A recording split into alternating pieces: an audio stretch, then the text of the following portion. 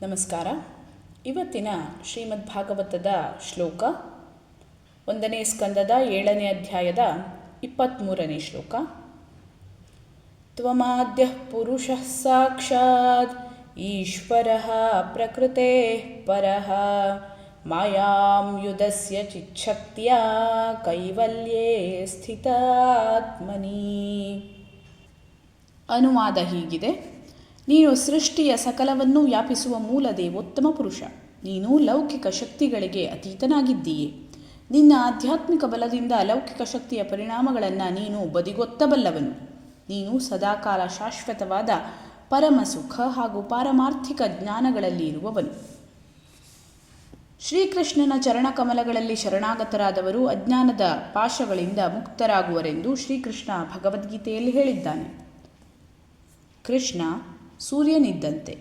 ಮಾಯೆ ಅಥವಾ ಲೌಕಿಕ ಅಸ್ತಿತ್ವವು ಕತ್ತಲೆ ಇದ್ದಂತೆ. ಎಲ್ಲಿ ಸೂರ್ಯ ಪ್ರಕಾಶವಿದೆಯೋ ಅಲ್ಲಿ ಅಂಧಕಾರ ಅಥವಾ ಅಜ್ಞಾನವು ಕೂಡಲೇ ಮಾಯವಾಗುತ್ತದೆ. ಅಜ್ಞಾನದ ಲೋಕದಿಂದ ಪಾರಾಗುವ ಉತ್ತಮ ಮಾರ್ಗವನ್ನು ಇಲ್ಲಿ ಹೇಳಲಾಗಿದೆ. ಇಲ್ಲಿ ಭಗವಾನ್ ಶ್ರೀಕೃಷ್ಣನನ್ನು ಮೂಲ ದೇವೋತ್ತಮ ಪುರುಷನೆಂದು ಹೇಳಲಾಗಿದೆ. ಉಳಿದೆಲ್ಲ ದೇವೋತ್ತಮ ಪುರುಷರು ಅವನ ವಿಸ್ತೃತ ರೂಪಗಳು.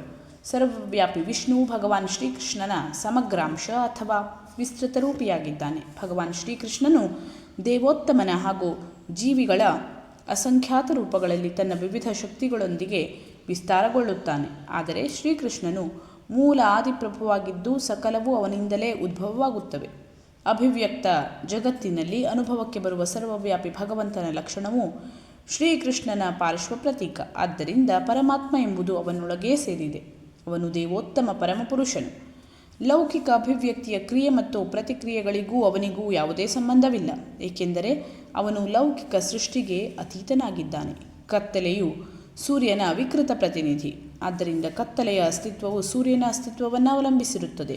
ಆದರೆ ಮೂಲ ಸೂರ್ಯನಲ್ಲಿ ಕತ್ತಲೆಯ ಲವಲೇಶವೂ ಇಲ್ಲ. ಸೂರ್ಯ ಪೂರ್ಣ ಪ್ರಕಾಶಮಯನು. ಅಂತೆಯೇ ಲೌಕಿಕ ಅಸ್ತಿತ್ವದ ಆಚೆ ದೇವೋತ್ತಮ ಪರಮಪುರುಷನು ಪರಮಾನಂದಮಯಿಯಾಗಿದ್ದಾನೆ.